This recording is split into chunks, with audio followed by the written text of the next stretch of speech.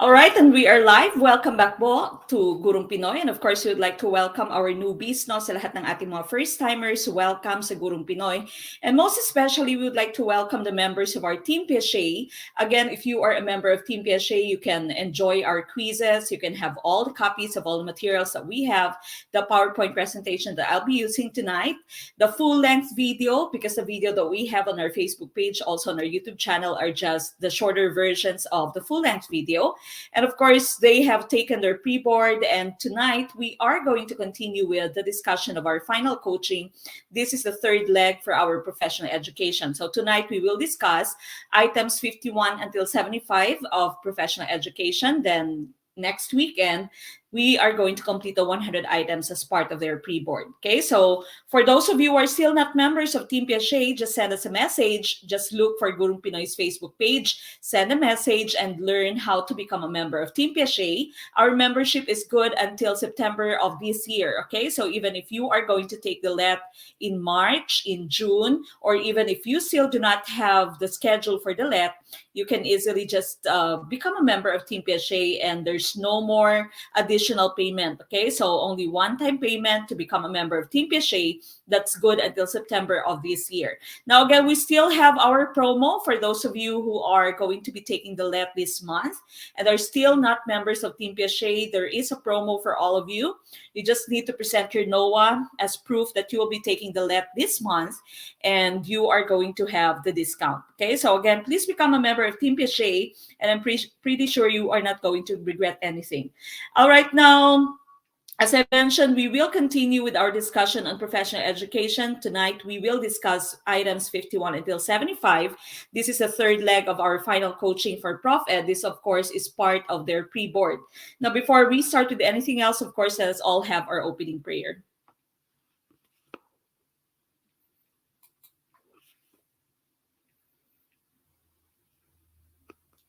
We thank you for this new day, Lord.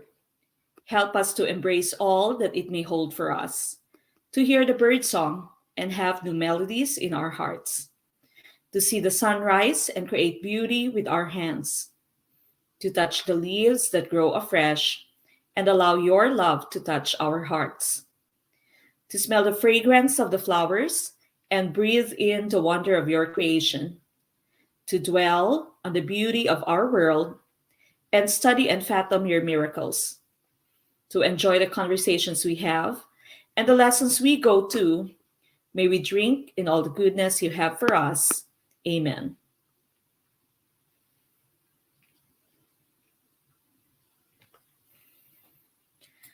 All right, so once again, as I've mentioned, we are going to discuss 25 items of professional education tonight. It's items 51 until 75 of our pre-board.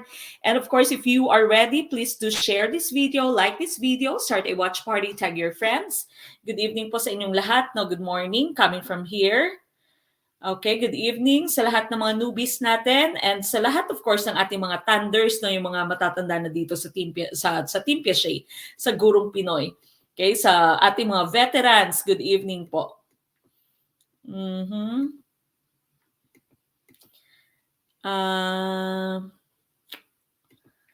Okay, good evening po sa lahat. Again, if you are a first-timer, kindly mention that. And of course, please do not forget to become a member of Team Piaget. You can also support us by sending us stars through Facebook and also sending us your super chat, super stickers on YouTube. Okay, please do like this video, share this video, start a watch party, and tag your friends. Ma'am Joy Dairet, na-miss ka namin. Good evening po. Isa na siyang LPT. Sir Marjun Ibieza, yes po, kita na po kayo, Sir Marjun, nagbabalik. First timer, Sir Yoji Alejandro. First timer, Ma'am Lynette Catiempo, good evening po. Newbie, Sir Raymar Rosete, good evening. Okay, so once again, sa mga first timer natin, good evening po, Ma'am She Bakayawon. Maraming salamat sa ating isa sa mga ating LPTs, no? Nag-oath taking na si Ma'am Joy Dairet. Maraming salamat po for your super chat. Okay, we start with question number 1. Or number 51. Okay, so 51 until 75 tayo tonight. Okay, number 51. The founder of the conflict theory is it letter A, Talcott Parsons, letter B, Karl Marx, letter C, Emile Durkheim, or letter D, Max Weber? Okay, who is our answer for question number 51? Number 51, Sir Tony, first timer, good evening po. Ma'am Charisma Albinda Carbon, first timer, good evening. Si Ma'am Miming, good evening po. Sabi niya first time sa live stream, pero marami-rami na ako napanood na videos from Gurong Pinoy. Sir Adolfo Pimentel Mari, yes, kita ka po.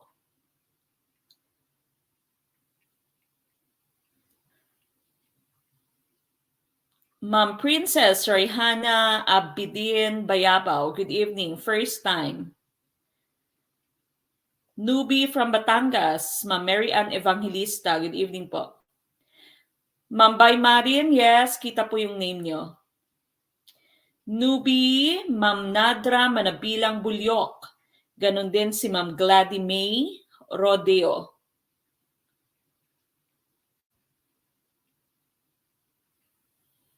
First time, Ma'am Froila Foronda Raimundo, yes, kita po kayo.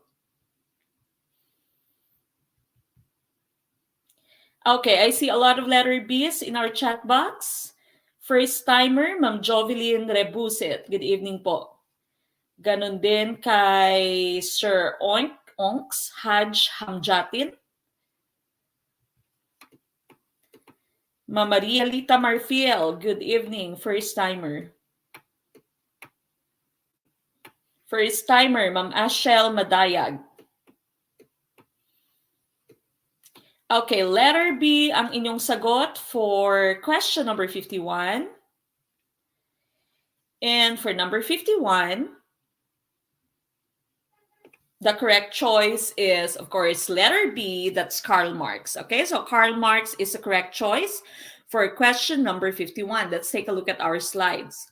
Okay, so this one is Karl Marx, and of course, he is the man behind the conflict theory. So what he said was that because of the class system, there is a separation of the employers from the workers and the workers from the benefits of their own labor. Class struggle is inevitable. Okay, so inevitable daw yung class struggle. There is a class system, no? So merong sistema sa sosyedad natin, may iba-ibang klase ng tao, no? So may iba-ibang estado tayo sa buhay, merong mga empleyado at merong mga workers. So because of this, sabi niya, there is a separation, no, ng empleyado at ng workers, and yung mga workers ay hindi nakakakuha ng benefits of their own labor. Okay, so there is a struggle between the different classes. Hindi maiiwasan yung class struggle, sabi ni Karl Marx. So we all know this, no? So kunwari nagtatrabaho ka sa isang car company, nag-assemble ka ng kotse, ikaw mismo hindi mo na enjoy yung benefits ng labor mo, no? Pwedeng hindi mo ma-afford na bilhin yung produktong ginagawa mo, pwede din namang wala kang benefits, no? So kulang yung benefits na binibigay sa iyo ng inyong employer. So kulang yung mga benefits mo. So sabi ni Karl Marx dito, there is a divide between the employers and the workers, and so the struggle between these two classes is inevitable. Hindi maiiwasan na meron talagang struggle, merong conflict lagi between the employers and the workers, okay? Because there is a divide between them. Again, that's the conflict theory according to Karl Marx. Now, what about the rest of our choices, no? So choice A natin si Talcott Parsons. He was the one who gave us the functionalist theory. Okay, so sabi ni Talcott Parsons dito, Order and stability in society are the result of the influence of certain values, no? So merong certain values, merong mga factors na nag-i-influence ng order and stability sa ating society. Stable, supportive families are the key to successful socialization. Okay, so sabi nga, napaka-importante ng role ng ating pamilya para maging marunong tayo kung paano makisalamuha, no, sa tao sa ating paligid. No? We all know, if you have a child and you don't give that child a very good childhood, kunwari wala siyang suporta during the child's childhood years or inabuso yung child, there is a very big chance that the child is going to be a sociopath, no? Yung taong yon, yung batang yon, maaring magpanakit sa ibang tao in the future, maaring maging serial killer, no? So it's very important your roles as parents, as caregivers, or as adults around a child. It's very important, even as teachers, no, of very young kids. There is also what you call sexual division of labor. Sabi dito ni Talcott Parsons, families will operate most efficiently with clear-cut sexual divisions of labor. Women should perform expressive, care, security roles, and men should perform instrumental or breadwinner roles. Na medyo sexist lang siya because of course, this happened before pa na wala pa yung gender equality. So sabi niya, the women should be taking care of the family, should be securing the family's needs, while the men should become the breadwinner. Okay, so instrumental roles yung men. And we all know that this is not true anymore, na marami ng mga babae ngayon yung breadwinners, or meron naman both the husband and the wife are breadwinners of the family. Okay, so may sexual division of labor. And of course, stable, supportive families are very important in the growth of the child, socialization of the child. That's the functionalist theory according to Talcott Parsons. Now, what about choice C? This is about your choice C, no? Si Emil Durkheim. These are some of his contributions and theories. He sought to construct one of the few scientific approaches to social phenomena. He said that traditional societies were held together by the fact that everyone was more or less the same. So according to him, there is stability in our society. Stable yung ating society because more or less pare-parehas yung mga tao sa society na yan. Along with Herbert Spencer, he was one of the first to conceptualize the idea of social functionalism. Halos magkaparehas din yung kay Talcott Parsons kanina. Functionalism views society as a system of interdependent parts whose functions contribute to the stability and survival of the system as a whole. Yung kanyang focus lang, yung pinagkaiba lang ng kay Durkheim, yung focus niya was society as a whole, no? Society as a whole. So sabi niya, ganun pa rin, parang katulad ng kay Parsons kanina, there are certain factors that would make the society stable and functional. He thought that society was more than the sum of its parts, and he coined the term social facts. Okay, so ito yung pinaka-contribution niya. He gave us the term social facts. Social facts have an existence all their own and are not bound to the action of individuals. So social facts are not controlled by the individuals. These are things that exist in our society. So again, yung focus ni Emil Durkheim was the society as a whole, no? Hindi yung iba-iba yung separate factors. Okay, now the last choice that we have was Max Weber. And Weber formed a three-component theory of stratification. So again, when you say stratification, when you say strata, this means layers, no? So stratification, as when you say social stratification, there are social differences in our society. And according to Max Weber, social difference is determined by class, status, and power. Okay, so social class mo, yung social status mo, and social power mo. These are the things that will determine your social difference. Class is a person's economic position based on birth or individual achievement, no? So maaaring nasa middle class ka, nasa lower class yung family nyo, or nasa elite class kayo, no? Nasa higher class yung inyong pamilya. So it can be based on birth. Mayaman na kayo, no? You were born with a silver spoon, Or it can be because of your individual achievement. Katulad ni Senator Manny Pacquiao, for example, no? He worked hard for it. And so their class in society has improved. Now, status is one's social prestige or honor, which may or may not be influenced by class. No? So your honor in your society, your prestige in society, kung ano yung binibigay sa yung respeto, yung halagang binibigay sa iyo ng inyong members of society, that's your social status. Power naman, for Weber, is one's ability to get one's way despite the resistance of others. Okay, so the basic definition of power: your ability to get what you want. What you want is what you get, no? Despite any resistance. Kahit ayaw ng ibang tao, kung gusto mo, nakukuha mo. So this, according to Weber, are the things that would influence our social differences: your social class, your social status, and power. Okay. Now, another thing that came from Weber was bureaucracy. Okay, so according to him, bureaucracy is the best type of organization. Okay, so best type of organization is bureaucracy.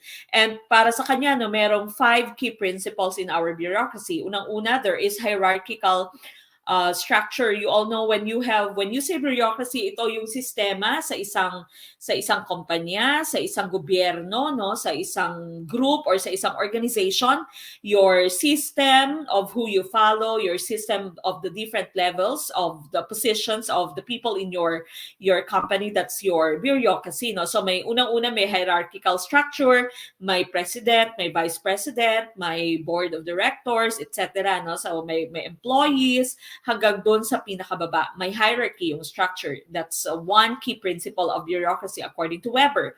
Secondly, management is by rules. There are certain rules, no? So meron kayong handbook of employees. Minsan kahit sa school nangyayari ito, no? So may student handbook, may employees handbook, and you have to follow all the instructions given by your handbook. Okay, so they manage the organization by rules. Organization by functional specialty, no? So we all know that this is true, especially sa, for example, yung example natin ay school. The organization is based on our functional specialty. So meron tayong group, meron kang science department, meron kang math department, may English department, meron kang department for the arts. Okay, so organization is by their specialty. Now, the fourth key principle here is it is purposely impersonal. Sabi ni Weber, yung bureaucracy dapat impersonal, no? So wala kayong personal relationship, walang marites sa bureaucracy, sabi ni Weber. So hindi mo alam kung ilan yung anak ng co-employee mo, hindi mo alam kung sino yung asawa ng co-worker mo. Pero sa Pilipinas hindi yan nangyayari, no? Dahil sa Pilipinas napakamarites kasi natin, nangingialam lagi tayo. We're very close to our co-workers, no? So many of our coworkers are ninangs of our anak, pumupunta sa bahay natin, nakikimadyong, nakikifiesta, no? So, hindi natin maiwasan kasi parte ng kultura natin that we are very personal. Dito sa Amerika, hindi, no? Bawal. Bawal kang magtanong kung ilan yung, or sino yung asawa niya, ilan yung anak niya, no? For them, it is unethical, no? So, impersonal yung relationships dito. Hindi kami pumupunta sa bahay ng mga coworkers namin, no? And of course, dahil dito, okay lang kahit na hindi sila married sa kanilang asawa, okay lang. So, minsan iba-iba yung tatay ng kanilang mga anak, no? Hindi katulad sa atin na may code of ethics na fina-follow na very strict. Because of course, we are a very conservative country. And lastly, the employment is based on technical qualification. So depende sa qualification ng isang empleyado yung kanyang employment, no? So usually if there is a vacant slot for a position, may tinatawag tayong qualification. So for example, yung qualification dapat may MA siya, no? So dapat ganito yung major niya kunwari. Okay? So these are the key principles of bureaucracy according to Max Weber, and he said that bureaucracy is the best form of organization. Okay, so yan po, bawal marites. Okay, bawal marites dito. Okay, so that's Weber's bureaucracy, but of course we are looking for Karl Marx, and he is known as the father of the conflict theory. So letter B for number 51. We move on with number 52. Anna is a 9-year-old girl who knows how to arrange a group of pencils according to their length, such as from the shortest up to the longest pencil. This ability of Anna is known as, is it letter A, conservation, letter B, egocentrism, letter C, decentering, letter D, seriation. What's your answer for number 52? Good evening po. Again, good evening sa ating mga newbies, sa ating mga latecomers. Habol po, habol. Ayan, sabi ni Ma'am Tin, alam natin yung talambuhay ng katrabaho, tama, no? So nagiging ninang ng mga ninang-ninong ng mga anak natin. So even yung anak ko no si Rain ay may mga ninang at ninong na galing sa na katrabaho dati sa Ateneo. Si Sir H ay kanyang ninong. Si Doc H. Okay, letter D. I see a lot of letter Ds. First time from Virac, Catanduanes, Sir Tonton. Good evening po.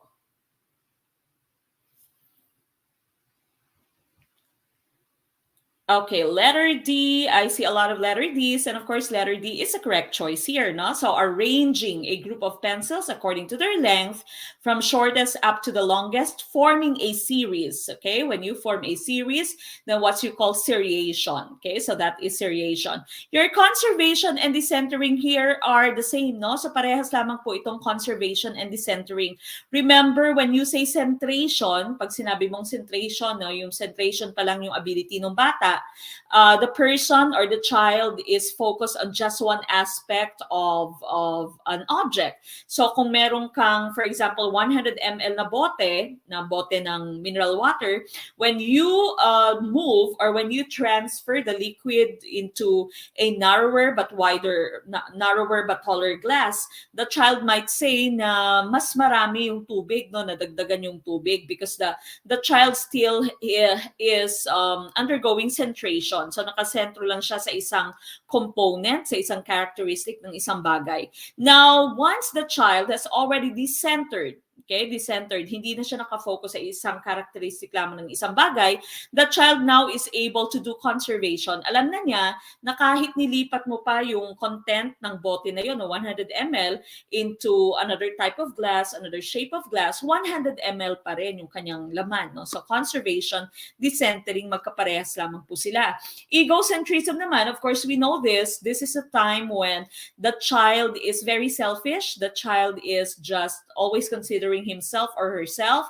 He thinks that whatever he sees, the other people around him can also see, no? So, kung ano yung nakikita niya, yan yung nakikita ng iba. Or sometimes the child would ask you, why am I not here in this picture, no? Bakit ikaw lang tsaka si daddy yung nasa picture, nasaan ako? But you have to explain na wala ka pa dyan, no? Mom and dad are still not married, wala ka pa sa tummy ni mommy, no? So, sometimes the child would get frustrated because the child wants to also be in the picture. So, egocentrism.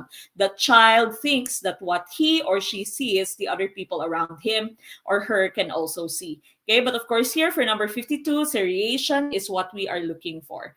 Okay, Ma'am Francesca Endozo watching live for the first time. Good evening po. Okay, 53. In what structure of personality do instincts belong? Is it letter A, id, letter B, ego, letter C, superego, or letter D, libido?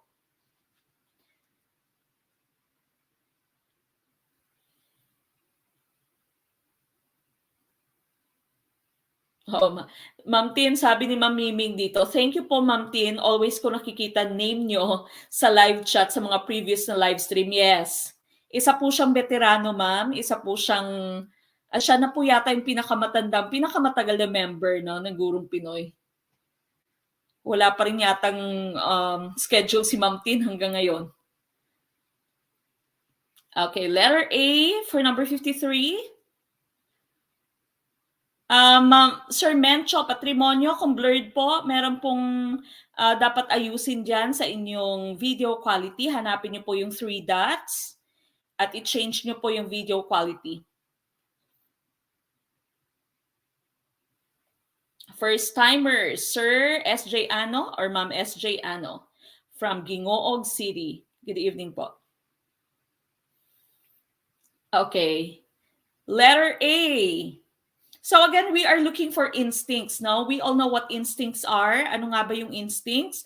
These are things that we can do. These are our abilities that nobody has taught us to do. Okay, so these are innate abilities. Yung instinct mo, yung innate abilities mo, your similar to your reflexes. No, so instincts. Is it part of the id? Letter B, ego. Letter C, superego, or letter D, libido? The correct choice, of course, is letter A. It's part of the id. Okay, so id itong instinct mo. These are things that we did not learn. These are things that are innate. No, now you all know that these are part of the theories of Freud. So id, ego, superego. According to Freud, id mo is your animalistic desires. No, your instincts, those things that you do not really think about. No, yung naturally lang occur, yung things that you cannot control. These are part of the id. Okay, so id, your animalistic desire. Kasama na dito yung libido. Libido in Tagalog or in Filipino is libog. Okay? So yung pagkalibog mo, that's libido. Sexual tendencies, sexual desire, your libido is part of the id. Kasama yung instincts, no? Your ego is the balance between your id and your superego. Your ego is your idea of yourself. Yan yung idea mo talaga ng self mo. Your superego, on the other hand, is the moralistic side of yourself, no? So ito yung extreme naman. The other part of your extreme, pareho silang extreme ng id at yung superego. Extremes mo ito, and ego is found in the middle. Okay, so id, ito yung palaging nagsasabi na bahala na si Batman, wala akong pakialam, okay lang kahit na meron akong jowa, meron akong boyfriend, okay lang, makikipaglandian pa rin ako sa iba, no? Yan yung sabi ng id.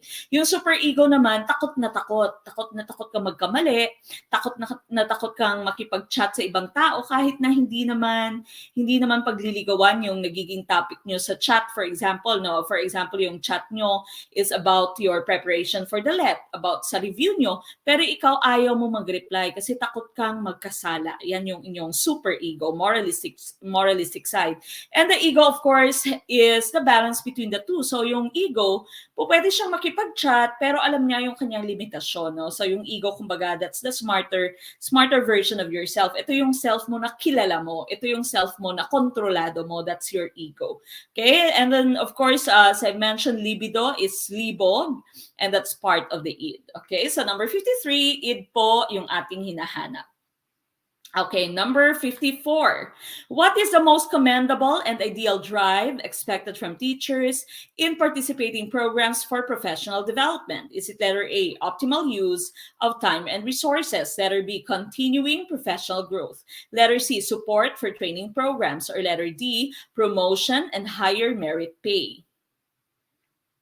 Aba, ayan si Ma'am Izay na Schumann. Meron siyang example. Isa din sa mga veterans natin. Si X yung libido. Inuuna kesa yung future niya. Bahala siya. Wala siyang ego.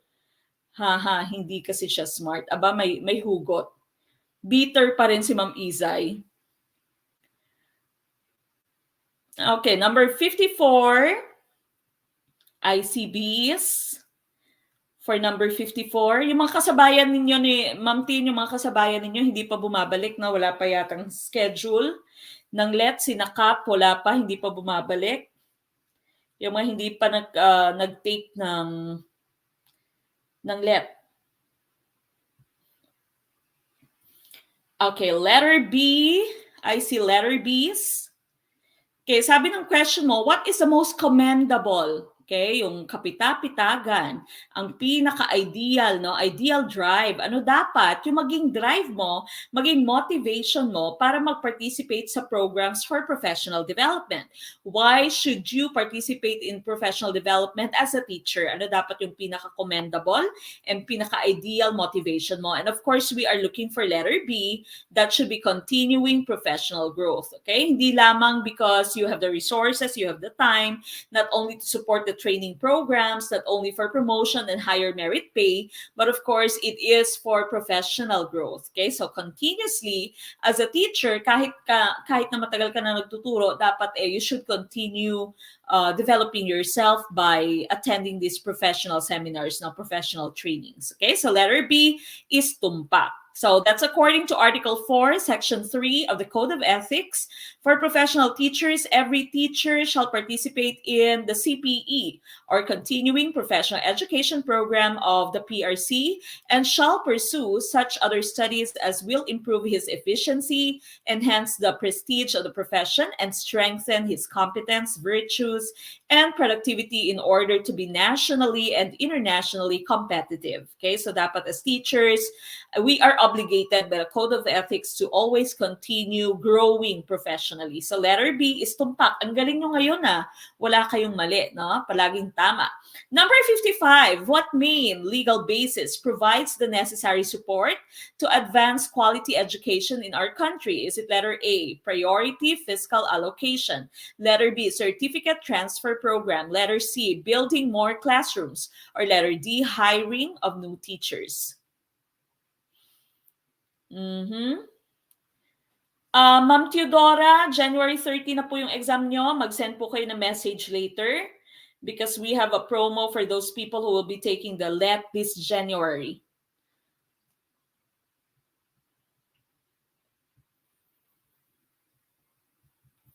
Okay, what's your answer for number 55?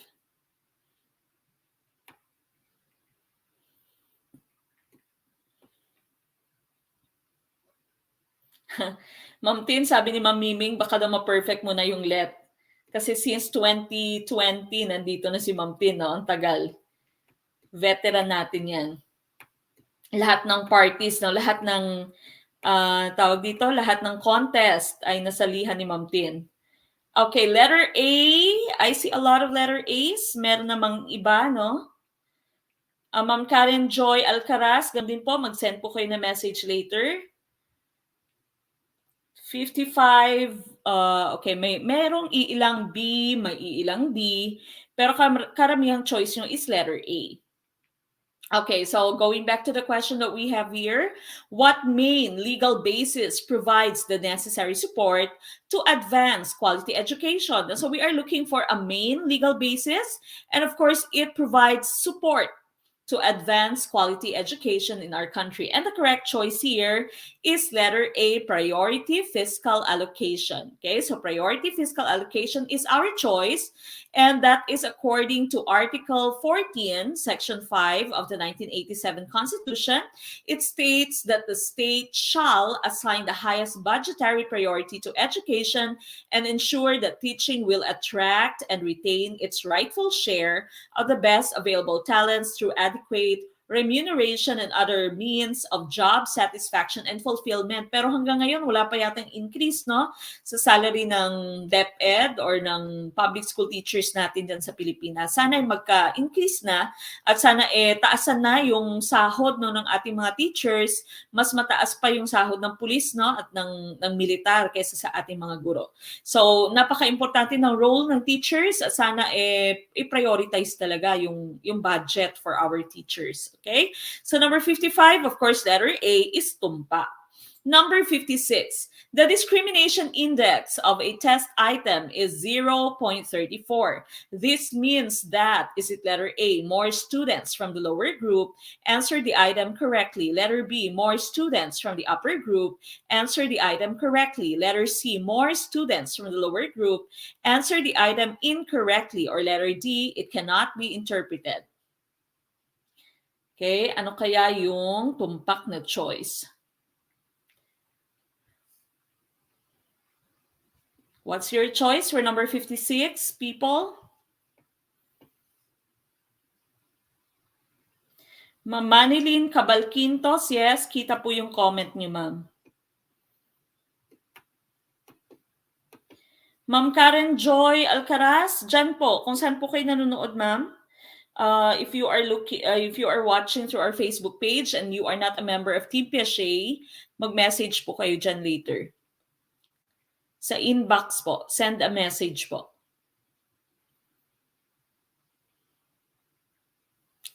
Okay, letter C for number 56. Letter C. Letter A.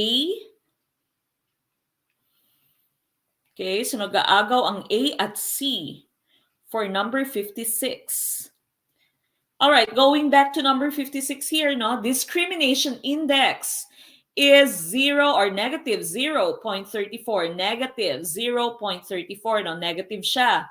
What does this mean? When you say discrimination index, this is a measure of how an item can discriminate, can separate the upper group, yung mga matatalino, from the lower group, no? Yung medyo slow sa inyong klase. So this, again, when you say discrimination index, the power of a test item to separate or to show you the ability between the upper group, the smarter people, and the lower group, those people who are struggling. Now, if the discrimination index is negative 0.34, what does this mean? Okay, what does this mean when you say negative 0.34? The correct choice here is letter A. More students from the lower group answered the item correctly kasi negative siya, no? Kapag ka-positive itong discrimination index mo, that would mean letter B. More students from the upper group answered the item correctly. You cannot choose letter C kasi sabi ng letter C, more students from the lower group answered the item incorrectly. Mali yung mga nasa lower group. Dapat tama yung mga nasa lower group dahil negative yung inyong discrimination index. More or less, B and C are the same, no? If more students from the upper group answer the item correctly, that means parehas lang sila ng letter C. More students from the lower group answer the item incorrectly. So parehas lang itong B and C mo, iba lang yung pagkaka-word, no? Iba lang yung words na ginamit, but they mean the same thing. You also cannot be interpreted because you have a discrimination index value. Meron kang value. And of course, letter A here is what we are looking for. More students from the lower group answer the item correctly because it is negative. If it's positive, then that should be letter B. Okay, so letter B dapat. Okay, so again, for number 56, letter A is tumpak. Number 57. Juan Miguel's raw score in the science class is 34, which is equal to the 85th percentile. What does this imply? Is it letter A? 85% of Juan Miguel's classmates got a score equal to 34. Letter B, 85% of Juan Miguel's classmates got a score lower than 34. Letter C, 85% of Juan Miguel's classmates got a score higher than 34. Or letter D, Juan Miguel's score is less than 34% of his classmates. Okay, what is your choice for number 57? Ligwak, move on, sabi ni Sir Tonton, no? Sa number 56 na ligwak. Okay lang yan. At least alam nyo na, no? Sa actualet, alam nyo na kung ano yung ating choice. Okay, number 57, what's your choice?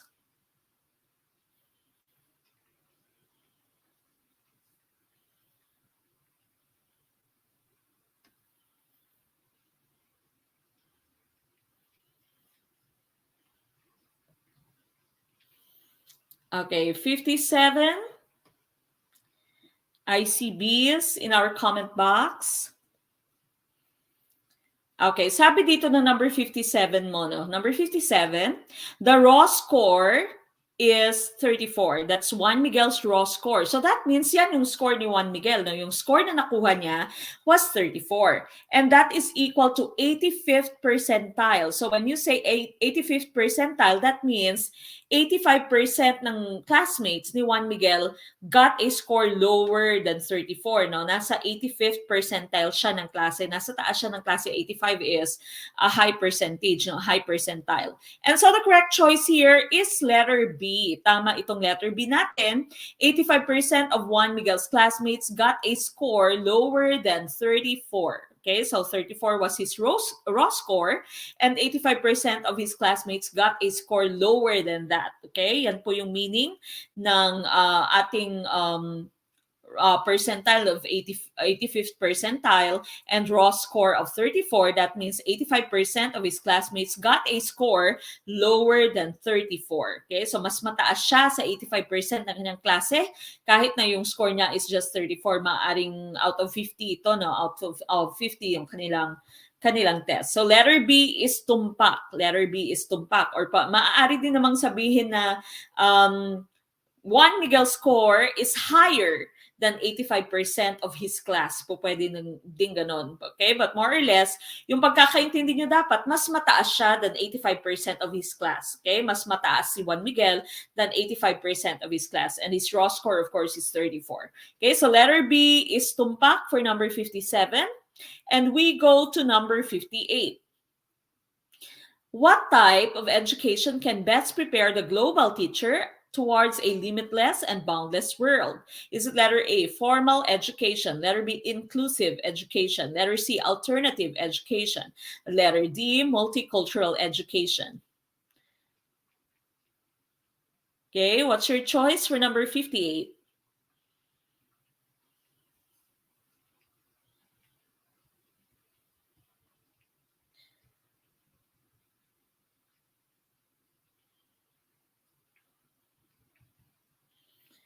Number 58, I see D's. Ang daming D.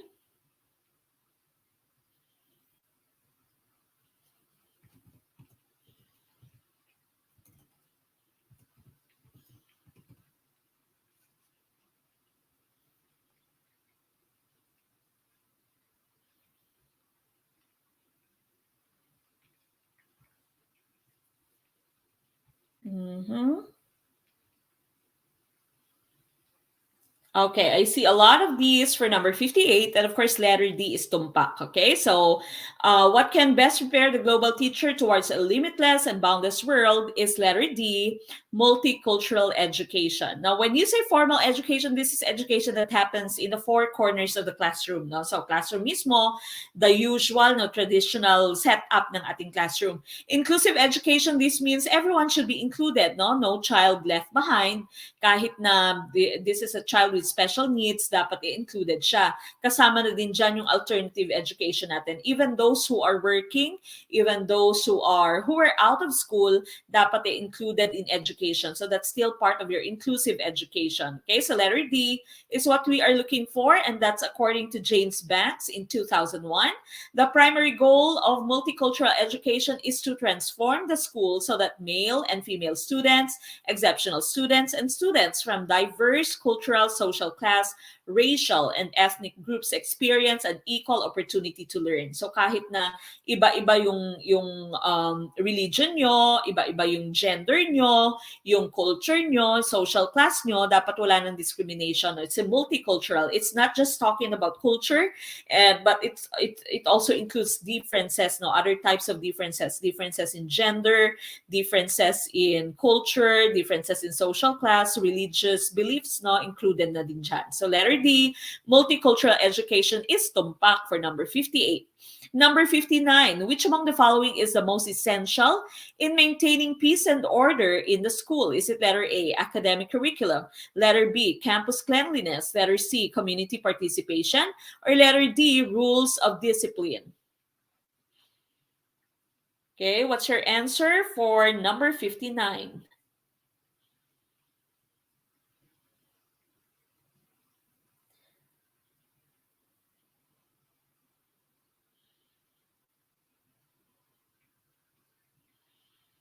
Okay, what do you think is our choice for number 59? 59 po.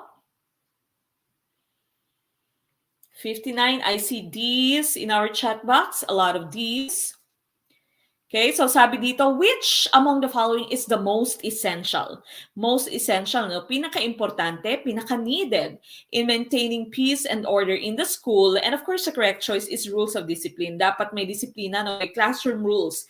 Remember, at the beginning of the semester, dapat sinabi mo kung ano yung classroom rules mo. Dapat klaro, naintindihan ng klase mo kung ano yung classroom rules and routines mo, and of course dapat consistent ka sa inyong classroom rules and routines. So kami dito magsa-start na kami ng second semester, so by Tuesday we switch classes, second semester na, malapit nang matapos yung school year, no? So again, we are going back to the discussion of our classroom rules and routines because we are going to have a new set of students. Okay, so letter D, rules of discipline is tumpak for number 59. Tama po yung rules of discipline. We also need these three, no, the three others are also very important, but we are looking for the most essential, and of course rules of discipline is the most essential out of the four choices that we have. Okay, before we go to that, rules of discipline, of course, is one of the vital components in achieving the third pillar of education, which is learning to live together. Consequently, learning to live together is essential in building and maintaining a lasting culture of peace and order in the school and in the world as a whole. No? Kahit saan naman, no? Kahit sa society natin, kahit sa bahay natin, may rules of discipline. No? So, pinapalo pa tayo before ng ating mga nanay, pinapalo tayo, bawal tayong umuwi after the curfew, no? Usually before 5 p.m. or before 6 p.m. nasa bahay na, nagro-rosaryo, kumakain, no? Dapat nagmamano. Okay, but now medyo modern na yung pamilya, but still we still have to impose our rules of discipline among the kids and of course among the students in our class. Okay, number 60, kindergarten law is also known as, is it letter A, Republic Act 4670, letter B, Republic Act 10157, letter C, Republic Act 10533, or letter D, Republic Act 9293. Okay, what's the choice for number 60?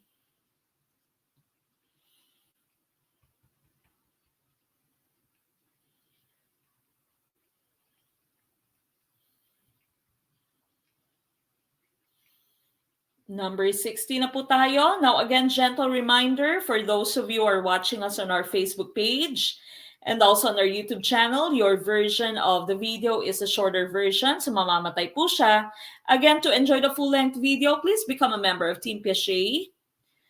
Okay, so again, this is already the third weekend of our final coaching for professional education. No? So our final coaching, of course, is a discussion of our pre-board.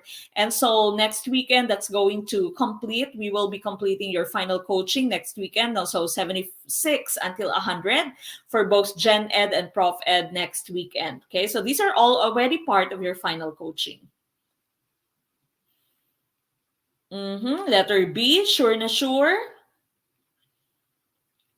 Ma'am Jovelyn A. Agan, of course, babalik po yung ating quizzes after po ng discussion ng ating pre-board, after the final coaching. So, the following weekend, no? Second weekend from now.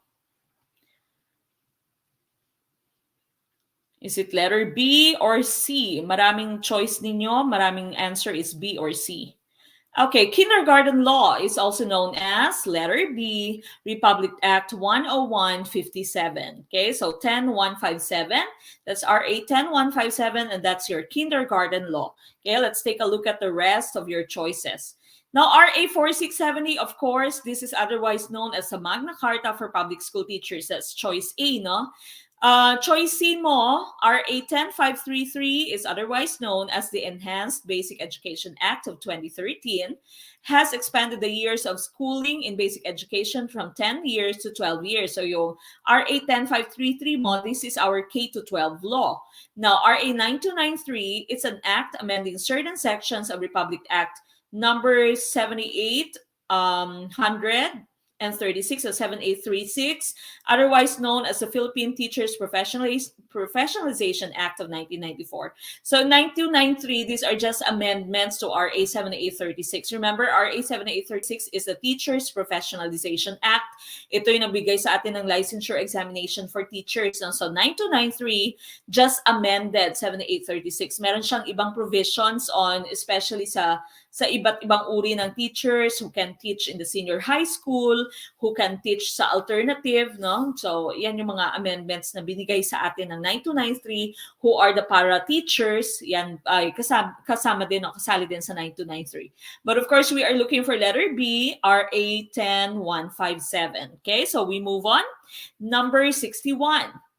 What government program aims to minimize the gap between low social status and educational opportunities for deserving learners? Is it letter A, National Achievement Test, or NAT? Letter B, National College Admission Exam, or NCAE? Letter C, Education Service Contracting Scheme, or letter D, Annual Fiscal Allocation? What's your answer for number 61? Number 61 na po tayo. What would be your choice?